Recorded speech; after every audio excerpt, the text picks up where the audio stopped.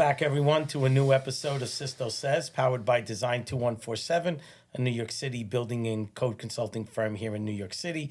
Today, I have the privilege to have Robert Costomiris of MIYOM here with me today. Welcome aboard, Rob. Privilege, I like that. Makes me feel special. It is a privilege.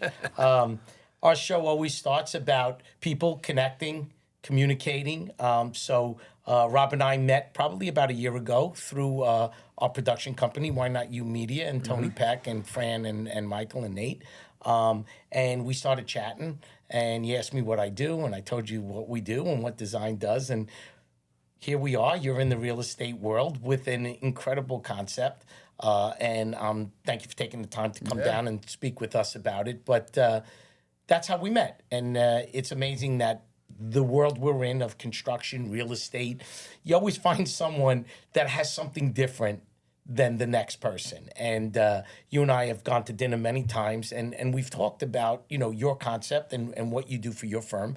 And I thought it would be very interesting to bring this concept that's not really here in New York City, but it may be, because I think as the market's changing, you could share with the audience about the concept of investing in real estate and giving people the opportunity to rent and then eventually buy.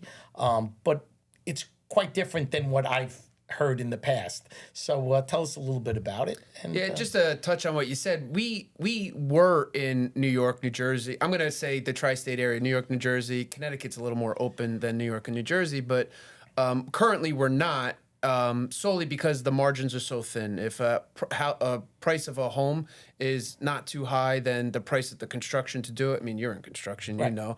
And then if it's not that, then it's the price to, get somebody into the home. And what I mean by that is like how long it is or what we have to pay the realtors and things of that nature. So the margins the overhead is too much. Yeah, the margins are so thin. However, I do think in the next 6 months, year, 2 years, I'm not making a prediction on timing, but I do think with everything that went on with COVID, and I do think there's going to be unfortunately, some foreclosures. With interest rates rising, I think there might be some people who can't. Yeah, what you're saying is there's the opportunity for some more. I think in this area there'll be a lot more opportunity than there will be across the country, because what we do is we buy distressed homes, and I don't mean distressed looking wise, I mean financially wise, right. Meaning somebody couldn't get into it. So, one would, someone who's going to watch this podcast in the next couple of weeks is going to say, so what's the difference between that and a flip? And there's a huge difference.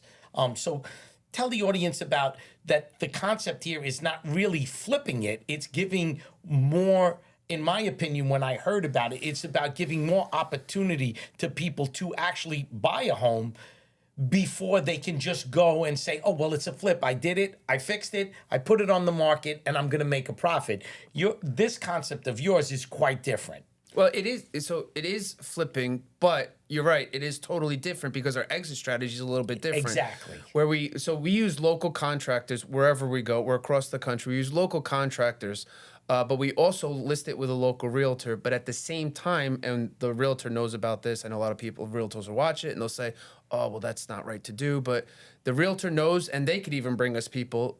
If there's a family or individual that doesn't have bank-ready credit score, I say is like 680 and below, they have been working in the same place consistently for 3 years, they're a W-2 employee, we'll get them into the home. We'll refer them out to a credit specialist. They'll fix their credit, and then we'll also refer them out to an FHA lender. Once their credit is to a certain point, we'll take a portion of their rent and apply it as their down payment, and that'll get them their first-time mortgage. Right. So that that to me is an incredible concept, because you're going to take a risk. Your investors take a risk, but you've opened the ability for others who would never get that opportunity because they don't have the down payment or they don't have the right credit score. But now, through this concept that you have, you're giving this ability to these other people. Yeah, and this all came about when the founder, my partner, Mark Cox, started buying row homes in Baltimore and fixing them up. And he'd buy them for like 10, 20,000 back in the early 90s. He'd fix them up and then, he'd sell them off for 80 to 100 to 150, 200,000, making huge margins. But then he's, stepping back and he's looking at the people that are going in. It's not people from the neighborhood, it's other people. I'm not saying he's gentrifying it, but in essence, he's gentrifying it. And that's where the rent-to-own program came from. And, it's amazing. No matter, we're on like our 30, I guess you're the 31st or 32nd episode, Rob. And it's like a whirlwind to me that if you told me last March with Fran that he interviewed me, that we would be at 31 episodes, but here we are. And what do we talk about? It doesn't matter where we are. And this is not scripted. We're just talking, right? And that's what you and I do, right? Yeah. You could talk as much as me, so that makes it great. You're talking about, Baltimore. 2 episodes ago, Nicole Campo came in, and she was working with the community board here in Brooklyn. And part of her job was to hear the community. And one of the problems in that particular community was the people there couldn't afford the homes anymore. And people had to leave. And her point to the community was, we have to find a way that people are not forced out, that they're not being, pushed by developers to keep forcing the older generation to sell. Now's the time, and actually harassing them out of the neighborhood. Last week, I went to a ribbon cutting here in Flatbush. And they're building a 324-unit building, affordable housing for people that were incarcerated, people that were homeless. Incredible program. Not only for housing, but with support. But the story from the local politicians that came to speak about the building were that they lived in this neighborhood. In Flatbush, a 2-family house right now is $2 million. Jesus. There's nobody who's lived there their whole life that can buy this house. Yeah. And I don't mean that in a bad way. There's most people that live anywhere can't afford to. We're talking about a program that, not a program, because I would say that your strategy and your business strategy is to find these homes, to find the right sweet spot, to get the right investors, to get the right contractors, and be able to take that, market it a certain way that it's not a straight flip, but it has the opportunity for people to rent and then buy. I mean, it's brilliant. Yeah. It's brilliant because it allows those people that are in that neighborhood or grew up in that neighborhood to stay there, whether it's in Baltimore or it's in Brooklyn. Hopefully in the future you can do these things, but even in the other boroughs. So, there's a similar pattern, not only in New York City, it's out there too. Well, we see it immensely here in New York City about how the neighborhoods, the city, whatever you want to call it, like look at the South Bronx now. I mean, when I was growing up, you couldn't even go to the South Bronx. Well, we've done a few buildings on the South Bronx. Yeah. And now again, there's the piano piano district that's there. Listen, Westchester, you and I you live in it, I go through it. There's a train station in New Rochelle. There's high-rise buildings. There's a train station. There's 6-story buildings in Mount Vernon. There's a train station in Yonkers. There's little cities popping up. The mass transit that's allowed people to hybrid, to go into the city twice a week instead of 5, like me. I used to come in, 5 days a week from Connecticut to Williamsburg. I used to spend 2 hours a day in a car. The next generation doesn't want to do that, but the workplace has changed that.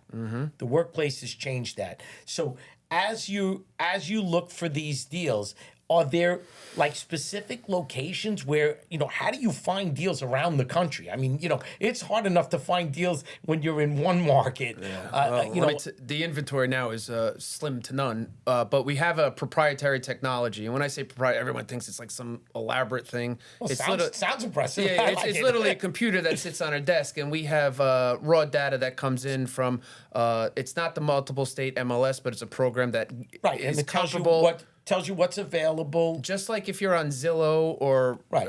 what is it, Redfin or any of those, and you're clicking when you're looking for a house, 2-family, 1-family, Right, it detached. filters it out. We're basically doing the same thing. It's 750 down, no row homes. I forgot. There's a 2-bedroom Like you minimum. have your own criteria. Right. I think That's it's part 10, of your business model. Yep. And as soon as these properties come up, one of the biggest components that we have is that it's a 60% discount to what the alleged market value is. Right. So you set the precedence and you set the model that you're looking for, and then the computer, using the technology, able to filter out what fits your model. It actually sends out offer letters to whoever's on the listing, whether it's for sale by owner, the realtor, whatever it is. Automatically. Like 5 or 10% below whatever they're asking, it'll send it out. And then we have analysts who, if you look on their desktop, I thought it was a website, but it's our technology site, and it shows it just like a Redfin or Zillow would. That's very impressive. Yeah. And I actually thought it was, I was like, no, that's not it. Mark's like, what are you talking about? That's, I was like, oh, really? I was like, that's actually very professional looking. That's great. And you literally click on it and it gives you the full listing and everything like that. It shows what the offer is. And these guys' job is to actually make sure that the property is a real property. It's not just land. It's not dilapidated. It fits our criteria. Right. And that the comps are recent comps, because a lot of areas don't have recent sales. Right. So as long as it fits all that, they'll call the agent up and they'll say, hey, we sent you an offer. It's probably in your junk box. Take a look at it, see if it's something you want. And then that's where the conversation starts. So yeah, the technology is one of the main areas. It's not someone sitting around hitting a button trying to go around and try to find something. No, we also have it's analysts. but I'm saying it seems very sophisticated to get through the first layer. Yeah. Because I was thinking to myself, look, just helping my son who's moving back from Arizona, just trying to find a house in Trumbull, Connecticut. Especially nowadays. Yeah, and my future son-in-law's in the business.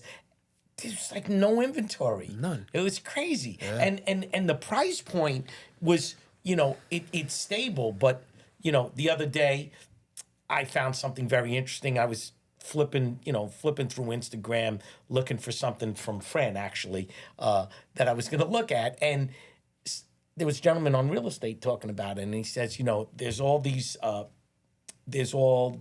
real estate people talking about high interest rates. And his position was high interest rates mean stabilized pricing. Low interest rates mean higher prices for the real estate because people feel they can afford more because they're paying less. And his position was that's not necessarily true. I don't agree with if that. you really like the house and you could afford to pay the 7% now, Right. and in 3 to 5 years, the banks know what they're doing. They're going to readjust. You're going to pay them a fee, and you're going to remortgage, and you'll be back where you came from. So I think that the way the media portrays it gets a little scary. That's what I was just gonna say. I was gonna say, let's touch on that for a second, because I come from Wall Street, and I know that perception is such a huge thing. And if you look at where interest rates were 2 years ago, extremely high. But if you look at where interest rates are for a 30-year average, we're literally like right at the average, maybe a little bit higher. So we're not too crazy. And once the media, and I hate to say it because I'm not a fan of the media, but like if they would just shut up about how high interest rates were, I think there would be a lot more people selling, which would bring more buyers to the market, and prices would go up. Well, so, and today the way things, information gets sent out, man, it's at the speed of light. Everything's got to be first. Well, you just put a perfect example. Your company has cutting edge technology that they could look at any site, anywhere, any house in the United States that fits this criteria, comes in, someone looks at it and says, yes, we can make an offer, hits a button, and it goes out. I mean, you didn't say anything about, well, we put a guy, or a woman in a plane, and we sent her out to Kansas City, Missouri to go look at a one-family house because it fit our criteria. You did the whole thing online. I mean, to me, that speaks volumes about what's going on today in the real estate world. Here in New York City, one of the things that the show's been touching on a lot is empty offices that are going to be converted to residential. And the biggest issue with it is the laws, because some of them are antiquated, and they were written for different types of. The state and the city have to agree on something. Takes time.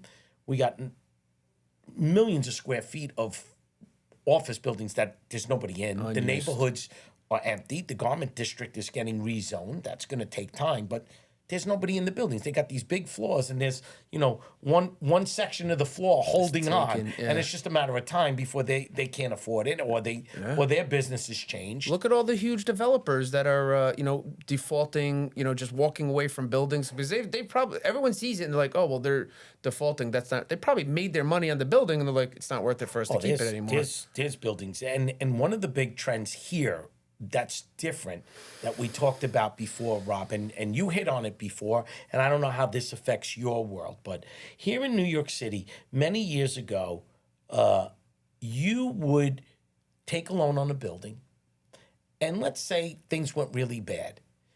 The bank would say, okay, this asset's worth more than what you owe us. We'll take the asset. Mm-hmm. And banks were in the real estate business. Mm-hmm. There are big rumblings through New York City. I don't know about Westchester and Long Island or New Jersey or Connecticut, but in the 5 boroughs, on the seminars that I go to, there is not going to be foreclosures. Banks have personal guarantees. They're saying, we don't want your asset. Mm-hmm. We don't want your asset. They don't want to deal with it anymore. We don't want it. You sell it, and you still owe us the difference. Mm-hmm. That is a big difference because now it is harder for you to walk away from that deal. And there are a lot of notes in New York City that people took when the notes went all the way down that need to be refinanced in the upcoming years. Balloon payments. And the asset isn't worth what they took on them. Mm-hmm. That is a big topic of conversation when I'm at the seminars. I try to go to 2 or 3 a month that are related to, a lot of them are always related to the construction field or the architecture and engineering, the development field, but there's always the banking side. You can't have construction anywhere without banking. Yeah. Right. So that's the beauty of real estate is that the leverage that you could have just to get into an asset is so much greater than anything else you do. You can't buy a stock the same way. You can't invest in mutual fund. You can't do any of that the way you can do real estate. Correct. And I love this part of the show is because we get to talk about the things we talk about before we get on the show. Mm-hmm. And before we got on the show, we talked about, people leaving their country and coming here, right? And my dad was a perfect example of it. He came from Italy, came here. My father was a truck driver. He drove a garbage truck, and here in the States? Here in the States. Okay. Here in the States. And he bought real estate in Queens, upstate, New York, Astoria. Astoria was his main place. Mm-hmm. And he bought millions of dollars worth of real estate. He drove a garbage truck. And I would always ask him, Dad, but my friends' fathers, they got stocks. They own Mobil. They own Exxon. He'd say, Ma Sisto, I got to tell you something. If you no feel it and you no walk on it, it's not for me. And at 91 years old, when he passed away, he acquired 5 or 6 pieces of real estate. He never cashed them in. He paid them off. And that was his legacy. He did not believe in giving, money to a bank and them giving them 4%. He always felt that if I owned it, nobody could take this from me. Nope. And that is one thing that I feel that my father was different than his brothers.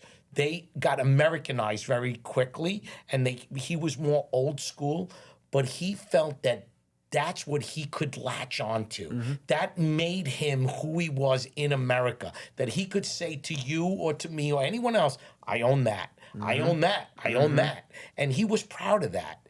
And I think that today, you're right. It is the easiest thing to get into where you can leverage your wealth into something else. Yeah, it was. I think it was at the beginning of this year. I don't remember exactly when it was, but I'd always, since I've been on Wall Street, I've always done well, made some decent money and everything, and created a nice life for myself, my family, and everything. But then I woke up, and it was right around January 1st. I don't think it was actually January 1st, but I had a new envisionment, and I've always been, like, all right, I have to, make this much a year. I want to put this much aside and do this.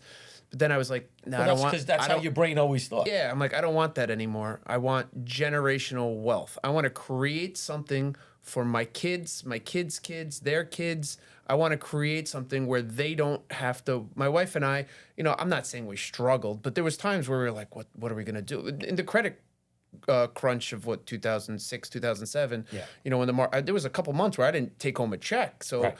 I don't want my kids to have to worry about that. Okay, I'm not taking home a check. Fine. We'll just work harder and we'll just make sure that our future's better. And again, listen, financial freedom is always a wonderful thing. Such a wonderful thing. It creates, for me, I think it just creates creativity of the mind. It allows you to go to other places that you're not hesitant to do. Yeah, you can take more risk. So what was your background? What did you do on Wall Street? I started off on a regular, boiler room. It wasn't a boiler room, but it was like that. Everyone's up, standing up, smiling, dialing, pitching. Stockbroker. Went and transitioned kind of into a financial advisor where I was taking entire portfolios. Yeah. And then we started a broker-dealer in 2011. Myself and 3 other individuals. Oh, nice. I started the insurance division. We started an RIA. We were upwards of 150 advisors, brokers, whatever you want to call them, in 3 or 4 different states.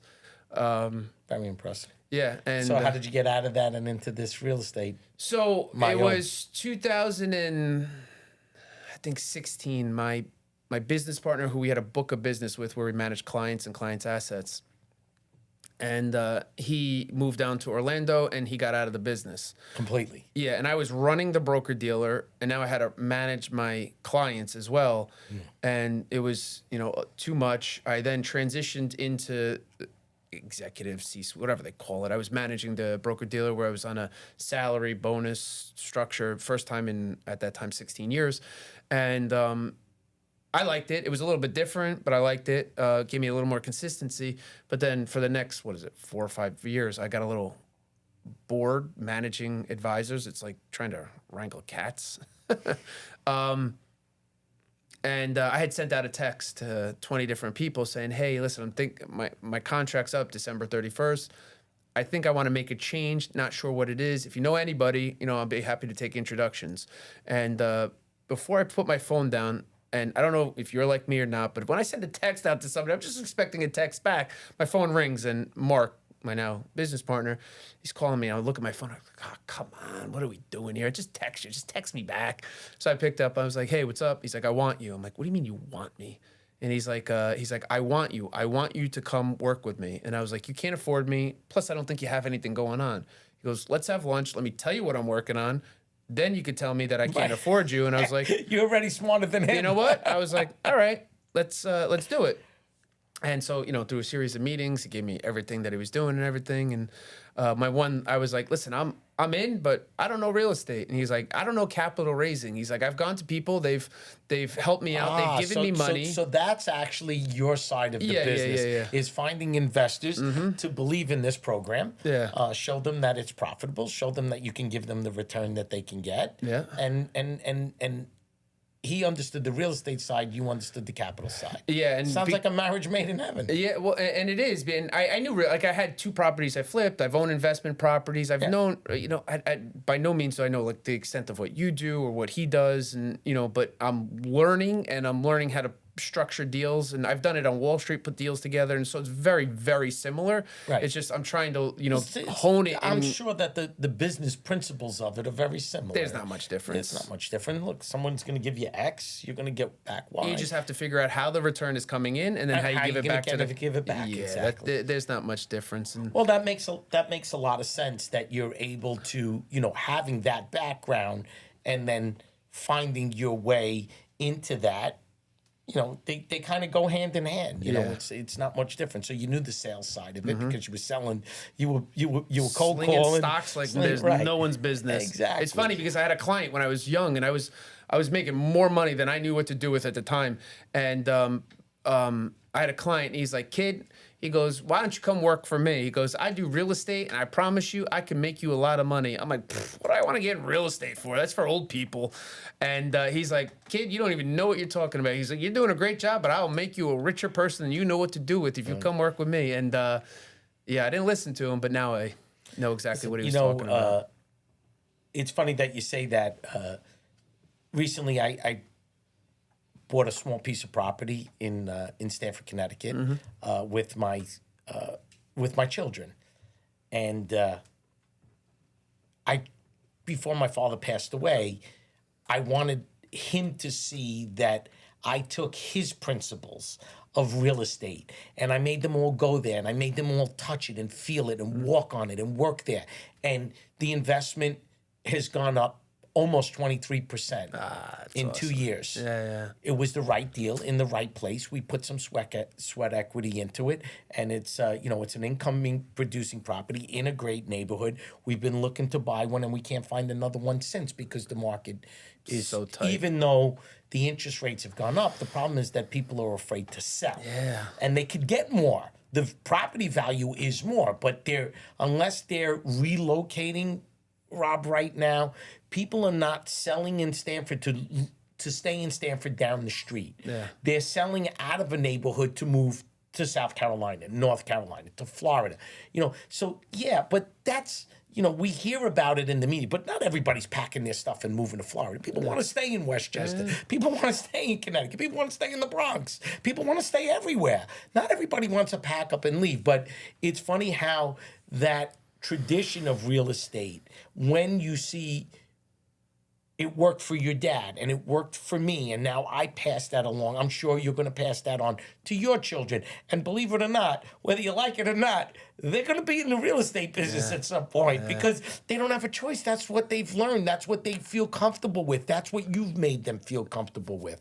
So on this show, I have, he always gets quoted. He probably is going to owe me a lot of money. My good friend, Andrew Peters, he is a chief estimator for Curry and Brown. What he does for a living is when people come to him and say, we want to put a new addition on this school, the first thing that most real estate people and the college ask him is, well, how much is it going to cost? And his job is to take a concept, sometimes without drawings, and give them an idea that this will cost you $10 million so that the college can go back and fundraise the $10 million. Tough job. He doesn't have drawings. He doesn't have plans. He doesn't know. But his job is to forecast when they're ready to break ground and when they're ready to do it. Insurance went up by this. Materials went up by this. And I always say he's got the greatest job in the world because most people never expect him to be right, but he's got to guess, right? And he has a saying, he never looks in the rearview mirror. His job is always to look forward. And too many people live in the past, especially in the construction world, in the real estate world, in my world of architecture and engineering and codes. And how much did it cost when you did this? And no, you don't have your plans ready. It's a year from now. How do I estimate it? We got to look forward, and that's all. And I believe in it. So all the guests get to give us one forecast, and the best part about it is that through that forecast, I get to ask you back here in 8 or 9 months because you made some really great points today about the business you're in, the opportunities that are there. Yet you're saying New York is not there yet, and For us. right? Yeah. But the good news is I'm going to ask you, what's your prediction for next year, and then hopefully we get you back on the show in 6 or 7 months. We get to run the show back, and we said, well, Rob said this, and we get two things. One, we could say you're a genius and you were right, and the second one is, hey, Rob, you missed the expectation, and that's okay too. So going forward, knowing that you're not in the New York tri-state market, knowing that interest rates sound like they're going to start to fall. Sound like they're going to start to fall. That was going to be my prediction. Right? So they're going to start to fall. But at the same time, do we really have a grapple on inflation? Are people going to be, in tough spots because the things around us cost more, and now they have these homes that they can't afford? And unfortunately, that does create an opportunity. Even though it's distressed financially, there will be opportunities. It's never not happened in this country. So what do you think your market will be in 2024? I think that I read an article recently. I think everybody's read it. It was an ING analyst that came out and said that for 2024, they're going to lower rates 6 times over starting in the second quarter, which I think is extremely aggressive. Yeah. To I think it's 150 basis points, 1.5% over the next. So we'll get back down to 4.5. I had spoken to a friend of mine who's an analyst at a huge bank that we all know, and he agreed with the lowering of the interest rates. He doesn't agree with 6 times, but he does say it's going to be between a point and a point and a quarter. It's a lot. We're going into an election year. All these politicians doesn't matter what side you're on, don't want to be talking about inflation, or they want to be talking about it, whichever way, but they want to kind of mute that as much as possible. They don't want that to be in the forefront.